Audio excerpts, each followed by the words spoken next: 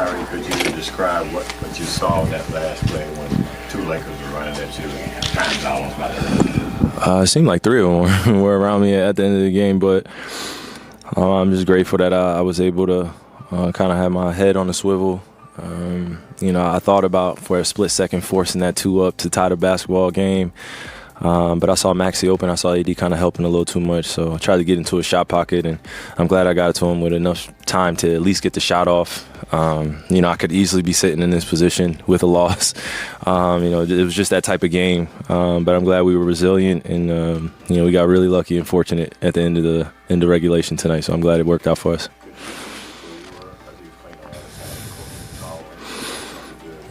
Yeah, but I also missed a few people. I had Theo right wide open underneath the rim like this.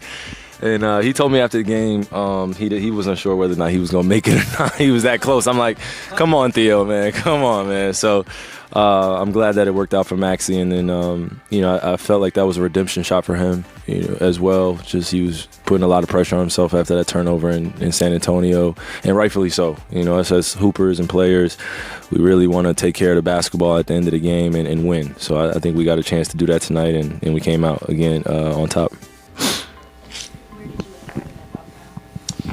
I was to the left of Maxi, trying to make sure that we didn't squish him or anything like that. Because I've seen pileups like that and people get injured. So I was just trying to hold my weight up, make sure the guys weren't toppling over him. So it was fun. It was a great celebration as a team, though. I think J. Kidd was in the pile, right? I think he forgot he was a player after for a quick second, for sure. But that's the way we got celebrated as a team, because we know how hard we're working. So it feels good.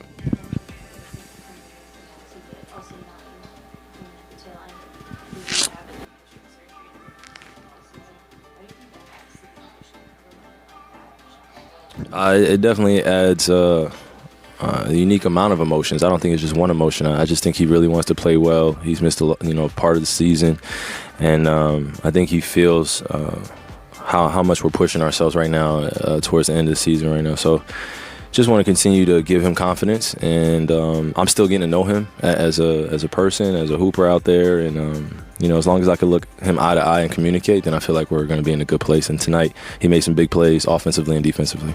39 minutes tonight for you after missing 3 games. 39. Man, did not plan for that at all. Hey, we got the W. That's really the key to these rest of the season right now. But whatever it takes. I let the guys know before the game, let's rock. So they know what that entails. Just put my body on the line and living with the results. Would feel better if my wife rubbed on it when I got home. She's watching. But I just need to take care of it. Again, I said it a few days ago. It's a little bit worse than I thought. But I'm just going to manage it, and I'm not going to sit up here and make any excuses. It's on to the next game. Have you faced moments where you could have forced the 2 and multiple guys on you, but instead you chose to make that pass? As somebody who's been around the league for a long time, how much do these moments create trust? It definitely creates almost like a stepping stone for us building better trust while we're out there. And I think if you watch over our last, I don't know how many games, maybe 10 or 12, we've been in almost every game other than probably just 1 blowout or 2 blowouts. But down the stretch is really where we have to build that trust. And, as well as I've been playing in the fourth quarter throughout this season, I just don't want us to rely just on that. I'm going to show up, but at the same time, I just want my teammates to be aggressive as well, and they make my job a lot easier. So if I could start off the second half the same way we started off today, just being very aggressive, I feel like we put ourselves in a great position every single game we play. But when we're not into, our defenders' bodies or our opponents' bodies, they kind of dictate the rhythm. And I felt like that could have happened easily tonight with AD crashing offensive glass, or Malik Beasley making some big plays, or D'Angelo Russell getting it going.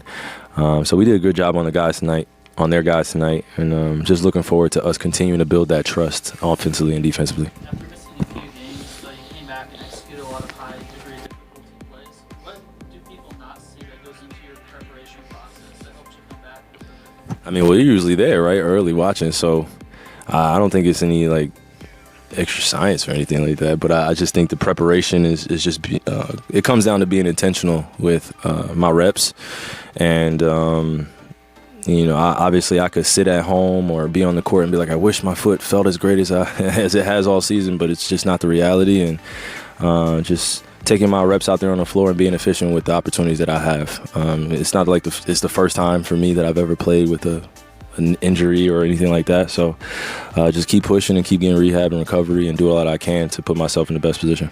Kyrie, the point that you made about building trust, what have you and the group tried to do to work around that, given the fact that there's been so many overlapping injuries? Again, it's just continue to feed each other confidence as best we can. Obviously, that starts internally, but just that confidence, knowing that your teammates want to see you be successful. We had some real conversations, grown-up conversations, mature conversations that I can honestly say that in my 12 years or 11 years, on every team, we haven't had those direct conversations sometimes.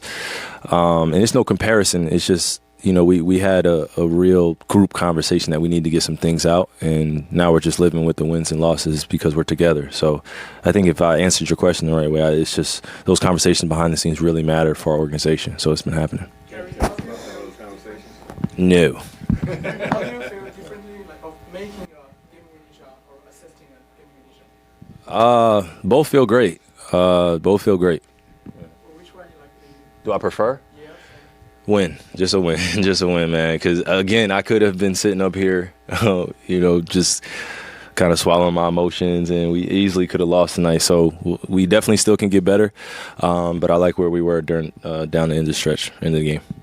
Kyrie, you talked about the pass when it left Last his hand. Well, I mean the shot when it left his hands, but the pass when it left your hands. If you go back and look at the tape, I mean the pinpoint accuracy there was kind of crazy. Less than 2 seconds. Yeah. Yeah, I knew.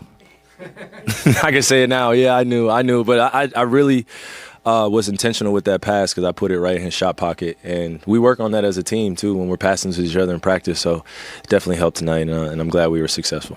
Kyrie, thanks for your time. Thanks, guys. Appreciate you. You went for King's Gallery. Thank you.